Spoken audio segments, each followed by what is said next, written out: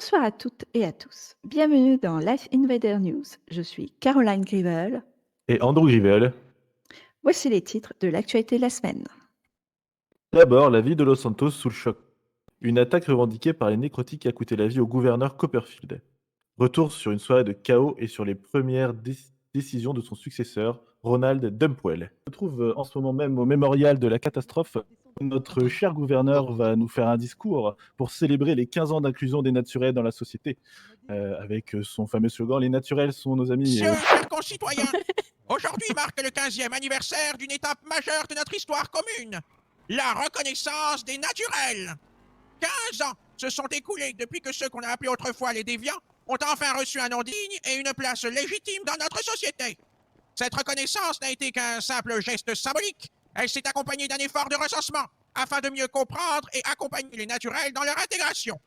Mais j'entends les critiques.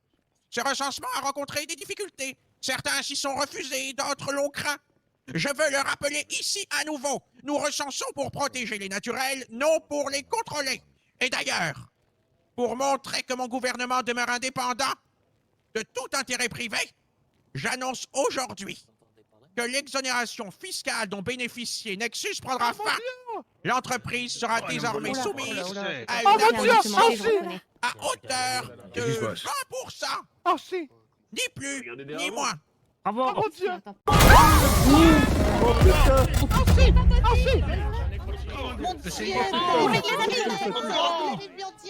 Moi, le gouvernement, vous me suivez tout de suite. Je viens tout juste de partir de mémorial de la catastrophe où j'ai moi-même été visé par le naturel qui a tué monsieur le gouverneur. Nous sommes actuellement au gouvernement où nous allons avoir un discours du nouveau gouverneur qui remplace notre bien-aimé gouverneur. Citoyens de Los Santos, Copperfield a été faible, très faible. Il a laissé les naturels, avec leur pouvoir incontrôlable, semer le chaos.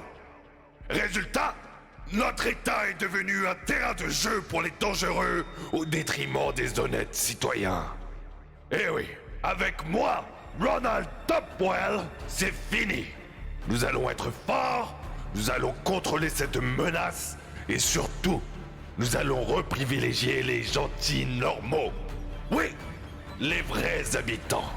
Ceux qui travaillent, qui respectent la loi et qui font battre le cœur de Los Santos. Sous mon mandat, les naturels n'auront plus le dernier mot. Le pouvoir revient au peuple. Oui, le vrai peuple. Nous allons rendre Los Santos safe again. Mais aussi, place à la culture et à la solidarité. Sur un tout autre sujet, le gala d'ouverture de la Fondation Opale, un événement attendu qui a réuni de nombreuses personnalités au profit des plus démunis. Sur place, notre reporter Raven Grivel. Merci Caroline. Ce mardi soir, la Fondation Opale a tenu son traditionnel gala de rentrée dans le plus grand des calmes, malgré quelques tentatives d'intrusion rapidement maîtrisées par la sécurité. À 21h45 précise, les portes de la prestigieuse tour se sont ouvertes aux invités, triés sur le volet. Le dress code ? Élégance et générosité. Le thème de la soirée devenait un mécène potentiel de haut potentiel. Un appel clair, récolter des fonds pour soutenir des individus aux capacités exceptionnelles. L'événement a rassemblé le gratin de la ville. Personnalités influentes, chefs d'entreprise et mécènes, tous unis autour de la charité. Après un discours d'ouverture, ponctué d'une brève prestation musicale, le spectacle a pris le relais.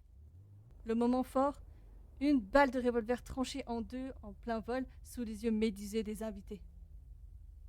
La soirée s'est ensuite prolongée dans une ambiance chic et détendue, autour de cocktails et de champagne, où toutes les discussions oscillaient entre projets philanthropiques et actualités locales. Un succès total pour la Fondation Opale qui a su marier avec brio le monde des affaires, le spectacle et la charité.